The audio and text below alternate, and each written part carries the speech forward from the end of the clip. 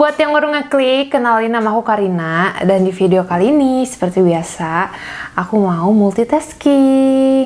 Tapi nih, multitaskingnya itu nggak sambil ngelukis. Tapi kali ini, karena aku lagi terobsesi banget sama manik-manik nih.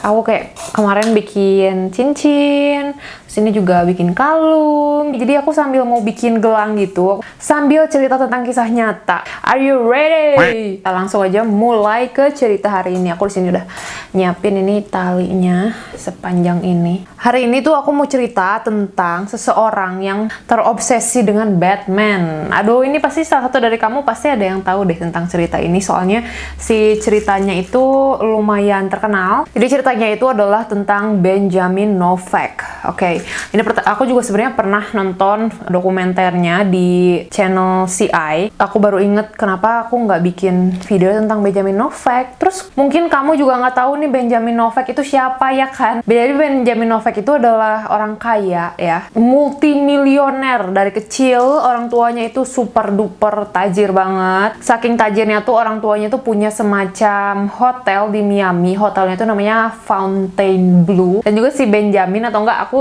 panggilnya Benji aja kali ya biar gampang. Si Benji ini tuh dari kecil dia itu udah bosi banget dari kecil. Dia berani mencat orang gitu. Terus dia adalah anak tunggal ya. Terus udah gitu itu si hotelnya tuh kayak laku banget hotel orang tuanya. Bahkan kayak yang nginep itu nggak kaleng-kaleng guys, kayak selebriti, presiden, pejabat itu pada nginepnya tuh di hotel itu karena hotelnya cukup bergengsi juga. Tapi lama-kelamaan si hotelnya itu mulai kayak bangkrut, mulai nggak laku. Terus jadinya kan si Benji ini beranjak dewasa. Terus lama-lama dia belajar untuk bisnis sendiri. Si Benji ini tuh kayak bikin semacam bisnis convention gitu. Dan ternyata bisnisnya itu sukses ya. Jadi si Benji ini self-proclaimed multimilioner. Jadi dia memang bisa mencetak uang yang besar gitu. Dia jadi super duper tajir juga gitu sama kayak orang tuanya. Cuman bedanya kali ini dia ngedapetin uangnya itu berdasarkan usahanya sendiri. Nah, tapi biasanya nih orang yang kayak punya banyak duit pastinya bingung dong kayak ngabisin duitnya kemana ya kan. Nah, kalau si Benji ini tuh dia ngabisin duitnya kemana? Ke stripper atau mungkin PSK gitu. Dia seneng sama PSK, dia sering klub-klub stripper kayak gitu. Sampai waktu itu dia main ke strip club yang sebenarnya bukan yang fancy banget, tapi di sana dia ketemu sama seorang stripper, penari stripper yang namanya itu adalah Narsi. Dan pas Benji pertama kali ngeliat Narsi, dia langsung suka banget karena Narsi itu cantik banget. Si Benji tuh yang kayak, oh my god, you're so beautiful, ayo kita pacaran yuk, mau nggak gitu, aku nikahin kamu deh gitu. Aku bakalan cerita dulu sebenarnya Narsi itu siapa sih. Jadi Narsi itu nggak seperti Benji. Narsi itu dari kecil dia dari keluarga yang nggak mampu, dia hidup di jalanan, dia memilih jalur menjadi seorang stripper karena dia merasa kalau itu adalah satu-satunya jalan yang bisa menghidupi dia sehari-hari. Keanehannya si Benji nggak hanya dia suka stripper, tapi dia juga suka sama semacam bondage gitu. Aku juga nggak begitu ngerti soal bondage, tapi kalau nggak salah bondage itu kayak tali menali secara seksual gitu. Mungkin kalau kamu lebih paham, kamu bantuin aku untuk komen di bawah ya. Dan juga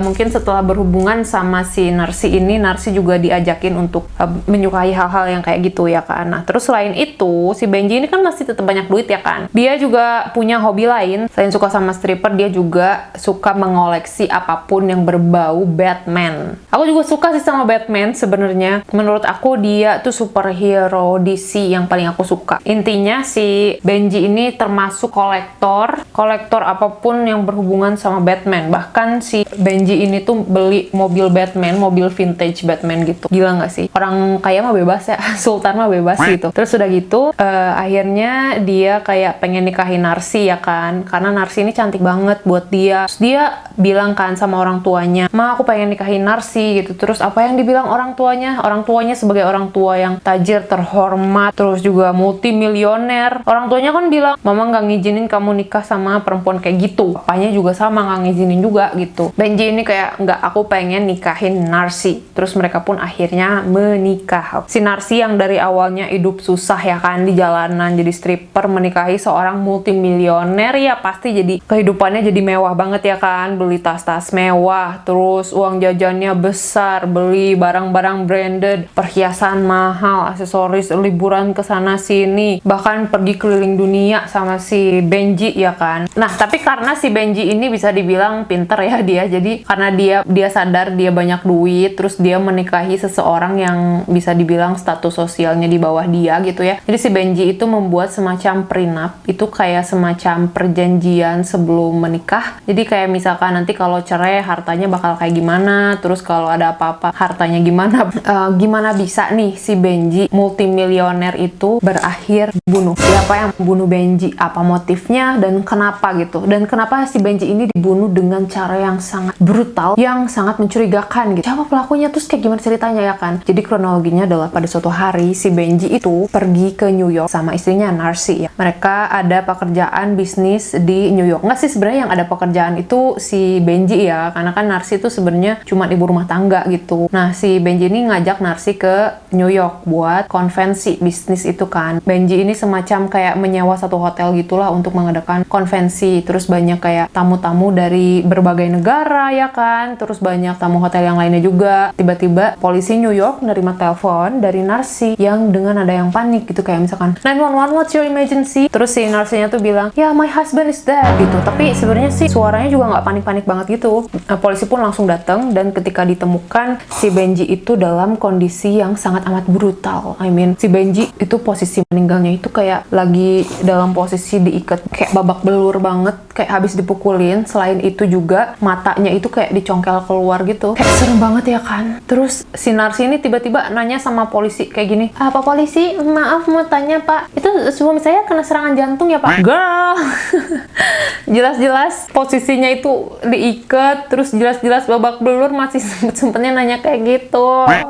Ini mencurigakan kan buat polisi kayak. Tapi kalau misalnya kita ngomongin pembunuhan yang ada di hotel, itu kan jadinya kayak agak-agak ribet ya kan, karena kan tersangkanya bisa aja banyak banget, karena di hotel kan banyak orang ya, banyak ada pengunjung hotel, ada karyawan hotel, ada yang suka bersih-bersih kamar, ada resepsionis, tersangkanya banyak banget ya kan. Itu bisa bikin polisi pusing. Terus juga nggak mungkin juga kan polisi menahan tamu-tamu hotel yang lain untuk kamu jangan kemana-mana ya, sementara kan namanya tamu hotel biasanya kan dari luar kota, dari luar negeri, mereka udah kayak ngebooking tiket pesawat, ngebooking tiket kereta, ya mereka nggak bisa ditahan gitu aja dong. Jadi polisi mulai investigasi, dimulai dari siapa? Dimulai dari orang terakhir yang ngontakin si Benji ini. Dan siapakah orang terakhir yang ngontakin? Dan itu adalah salah satu rekan bisnisnya Benji. Jadi memang jam pagi-pagi itu si Benji ditelepon sama satu temennya. Dia bilang minta Benji untuk datang ke tempat sarapan karena kayak ada bisnis yang harus diurusin dan minta tolong Benji yang ngurusin. Terus Benji tuh kayak oke, aku bakalan turun ke bawah gitu ya. Si Benji pun turun ke bawah sambil sarapan sambil ngurusin bisnis itu. Itulah kontak terakhir yang sama Benji gitu. Nah, terus udah gitu polisi juga kan jadi mikirnya siapa yang paling diuntungkan dari matiannya Benji. Siapa yang pengen Benji mati ya kan? Dan polisi ngeliat ke Narsi ya. Terus nggak mungkin juga nih Narsi, karena si Narsi ini kan udah punya prenup tuh, perjanjian sebelum menikah itu kan. Dan kalau misalnya si Benji meninggal, itu Narsi cuma dapat sekitar 63.000 US dollar. Sementara kalau misalnya si Benji masih hidup kan Narsi masih bisa dapat uang bulanan lebih besar daripada itu. Dia juga masih bisa beli barang-barang branded kalau si Benji masih hidup ya kan. Terus siapa dong pelakunya? Nah, akhirnya polisi pun kayak meriksa CCTV ya, karena kan di hotel ada CCTV. Selain itu di hotel juga kan itu si kamarnya itu, by the way ini tuh kejadiannya tahun 2008 ya. Nah, terus waktu itu di hotelnya itu si kunci kamarnya itu kan pakai kartu ya. Nah, karena kuncinya pakai kartu gitu, jadi hotel itu punya semacam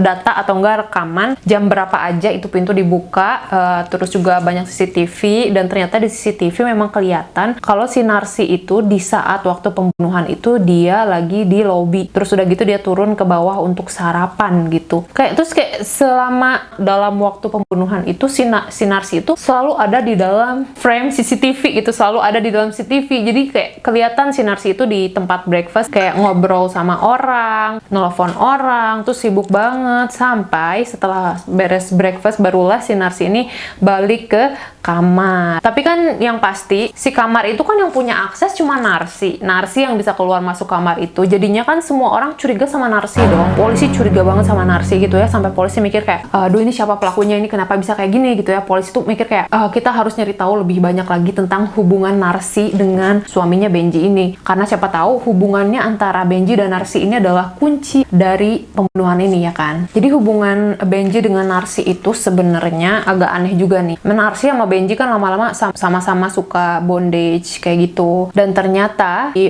masa pernikahannya itu memang si Benji ini selain suka ngoleksi Batman, Benji juga sering ngoleksi stripper yang lain. Jadi Benji juga kayak hobinya selingkuh gitu. Bahkan setelah menikah pun Benji masih sering kayak ngajak tidur perempuan lain gitu. Dan salah satu selingkuhannya Benji itu namanya Jessica. Si Jessica ini bilang sama polisi kalau Benji itu janji mau menceraikan Narsi. Bahkan si Jessica selingkuhannya ini tuh udah dikasih rumah mewah, bahkan sering diajak jalan-jalan ke luar negeri kayak gitu-gitu. Dan katanya sih si Narsi juga tahu soal ini, soal perselingkuhan mereka, dan bahkan si Narsi itu kayak mengancam akan membakar rumahnya Benji. Tapi nggak jadi dibakar ya, karena kan Narsi tinggal di rumah itu juga kan. Tapi apa yang dilakukan sama Narsi? Jadinya Narsi nggak jadi ngebakar rumah, tapi si Narsi itu merampok suaminya sendiri. Jadi suaminya tuh diikat di kasur, terus si Narsi manggil orang dan dia merampok sebesar 400.000 US dollar dari suami sendiri. Si Narsi pada akhirnya ditangkap polisi, tapi pada akhirnya tuntutannya itu dicabut sama si Benji. Si Benji tuh yang kayak, kamu udah ngikat aku, kamu udah ngerampok dari aku, tapi kamu tahu apa? Aku tetap sayang sama kamu. Jadi si Benji tuh kayak masih tetap mempertahankan hubungannya sama si Narsi. Si Benji ini kan hubungannya baik banget ya sama orang tuanya, tapi waktu itu si ayahnya udah meninggal, dan juga ibunya itu baru aja meninggal sekitar 3 bulan sebelum Benji dibunuh gitu. Catatan penyebab kematian ibunya itu adalah karena jatuh dari tangga di rumahnya sendiri. Dan ini bikin polisi kayak aneh juga ya. Ini mamahnya si Benji ini meninggal karena jatuh dari tangga, bukan karena penyakit, bukan karena apa. Tapi setelah diperiksa lagi data-datanya, ternyata si TKP tempat ibunya meninggal itu kok banyak darah di mana-mana gitu. Ini jatuh dari tangga tapi banyak darah di mana-mana. Terus waktu itu polisi menyimpulkan kalau mungkin si ibunya jatuh dari tangga terus berdarah, terus mungkin berusaha untuk berdiri megang tembok, darahnya jadi kena tembok, terus dia jatuh lagi, terus megang lagi, terus tembok lagi, terus padahal ternyata setelah diperiksa lagi, ternyata si ibunya itu setelah diotopsi, ibunya itu punya keretakan tulang di jari, terus juga ada beberapa tulang yang retak kayak habis dipukulin gitu. Terus ini bikin polisi semakin curiga, apakah ini ada hubungannya dengan pembunuh Benji? Dari sana tuh polisi mulai kayak bingung kan, buntu lagi ini karena udah nggak ada petunjuk lain lagi ya kan. Terus akhirnya polisi pun kayak bikin semacam pengumuman gitulah, barang siapa yang punya informasi tentang Benji atau tentang pembunuhan itu orangnya bakalan dapat hadiah. Akhirnya kan polisi dapat semacam surat yang ditulis tangan, itu bahasa Spanyol. Setelah ditranslate, si suratnya itu isinya tuh, aku tahu siapa pembunuhnya, Benjamin Novak. Dan di surat itu ditulisin kalau pelakunya itu adalah Narsi dan saudara laki-lakinya Cristobal. Wah, ini bener-bener ini banget ya, bikin polisi kayak, wah ini bener nggak ya suratnya, ini bener nggak ya yang ngiriminnya. Polisi pun akhirnya kayak mencoba untuk menyelidiki. Terus polisi pun kayak langsung pergi ke rumahnya Cristobal, saudaranya Narsi ya kan. Ngetok-ngetok rumahnya, duk duk duk duk. Bisa masuk nggak? Itu polisi kan nggak bisa langsung nangkep dong, karena kan belum ada bukti yang cukup kuat ya kan. Terus tiba-tiba disambut sama si Cristobal, Pak polisi, ayo masuk gitu ya, yang bisa saya bantu? Terus kata polisinya, yes, kita mau nanya-nanya nih soal Benjamin, di mana kamu saat ini kejadian bla bla bla kayak gitu. Ya si Cristobal yang nggak langsung ngaku dong ya kan, karena kan belum ada bukti juga, terus dia belum dituduh juga, terus dia kayak sok-sok kalem gitu. Terus si polisinya tuh kayak keidean untuk, boleh ikut ke toilet nggak? Terus si polisi tuh ke toilet, tiba-tiba di meja makannya itu berantakan banget. Wah, ada apa nih ya kan? Pas polisi lihat, ternyata di meja makannya itu banyak struk transfer uang dari Western Union, dan dari struk itu kelihatan nama penerimanya itu siapa, dan hampir semua struk dari transfer uang itu dikirim ke orang bernama Alejandro. Oke, terus polisi langsung kayak, oke, kita harus menyelidiki siapa ini Alejandro ya kan. Ternyata di CCTV hotel itu memang ada Alejandro, di hotel New York itu di CCTV-nya ada Alejandro gitu ya. Polisi langsung datengin Alejandro. Si polisi tuh datang datang ke rumahnya Alejandro, terus Alejandro tuh kayak, ya Pak Polisi, ada yang bisa saya bantu gitu ya. Terus polisi kayak, kami mau nanya-nanya nih tentang Benjamin Novak gitu ya. Terus, gimana, saya nggak tahu tuh, nggak tahu apa-apa tuh tentang itu, saya kan lagi ada di luar kota, bla bla bla. Terus kata polisi, oh gitu, soalnya kami ngeliat di CCTV kamu ada di New York. Terus si Alejandro-nya kayak, oke. Oke Pak, si Alejandro-nya langsung ngaku kalau ternyata dia itu disuruh sama Narsi dan Cristobal. Dia ngerasa terpaksa disuruh membunuh Benji karena katanya kalau dia nggak membunuh Benji, keluarganya terancam keselamatannya. Kata Alejandro, ya Pak, jadi saya tuh disuruh datang ke New York sama Narsi. Terus pas kayak datang ke hotel itu, kamarnya dibukain sama Narsi, saya disuruh masuk. Terus akhirnya saya mukulin Benji, saya buat dia babak belur, saya ikat dia. Terus pas Benji udah mulai nggak sadar, si Narsi menyuruh saya untuk menyongkel matanya Benji. Terus Narsi bilang, iya aku pengen kamu nyongkel matanya, kayak pakai sendok gitu, disongkel gitu kayak. Dan ternyata Alejandro juga bilang kalau dia nggak hanya membunuh Benji, tapi Alejandro juga membunuh ibunya Benji. Gila nggak sih? Jadi kenapa kayak gitu? Karena kalau misalnya ibunya dan juga Benji meninggal, maka Narsi akan mendapatkan banyak banget uang, banyak banget harta, karena hartanya kan turunnya ke dia gitu kalau misalkan Benji dan Narsi udah nggak hidup lagi. Serem banget ya nggak sih? Dan akhirnya Narsi pun ditangkap, tapi nggak hanya atas tuduhan pembunuhan Benjamin Novak, tapi juga Narsi ditangkap atas pembunuhan ibunya Benjamin Novak. Setelah ditangkap dan diinterogasi sama polisi, Narsi ini nggak langsung ngaku gitu kalau dia pelakunya. Dia bilang, nggak Pak, sebenarnya pelakunya itu adalah anak saya sendiri. Jadi sebenarnya si Narsi itu sebelum ketemu sama Benji, Narsi itu adalah seorang janda beranak satu gitu. Terus si Narsi itu menuduh anaknya sendiri kalau itu adalah kelakuan anak, karena si anaknya itu katanya nggak akur sama Benji, katanya gitu. Bahkan si Cristobal juga sama-sama menuduh anaknya Narsi. Gila nggak sih? Nah terus polisi kan langsung meriksa, ngeinvestigasi anaknya si Narsi yang namanya itu May. Terus polisi nanya kan, May, emangnya kamu nggak akur ya sama Benji? Dan May bilang kalau dia sebenarnya akur banget sama Benji. Bahkan kayak May itu sering banget ngebantu bisnisnya Benji gitu. Nah terus polisi juga nanya dong sama Alejandro, kamu kenal nggak sama yang namanya May? Terus Alejandro bilang kayak, hah, May siapa? Polisi nunjukin fotonya si May. Terus si Alejandro bilang gini, saya punya fotonya nih orang ini karena dia adalah target saya selanjutnya yang disuruh Narsi. Jadi Narsi menyuruh Alejandro untuk membunuh anaknya sendiri. Gila nggak sih? Kenapa bisa ya kok ibunya sendiri mau ngebunuh anaknya sendiri? Karena ternyata si May itu memang udah berniat untuk lapor polisi gitu kalau Narsi itu sering banget jahat lah sama bapaknya gitu. Dan si Narsi itu nggak terima anaknya mau lapor ke polisi. Sampai akhirnya di persidangan Narsi pun dinyatakan bersalah dan Narsi pun dihukum seumur hidup di penjara. Oke, ini dia hasil jadinya. Tadi aku lanjutin off camera, tapi ini jadinya kayak gini kurang lebih. Kelihatan nggak sih? Fokus nggak? Menurut kamu gimana cerita hari ini? Kamu suka nggak cerita hari ini? Kamu bisa tulis di komen di bawah. Jangan lupa di like, di komen, di subscribe. Makasih banyak yang udah nonton. Sampai ketemu di video selanjutnya. Bye-bye!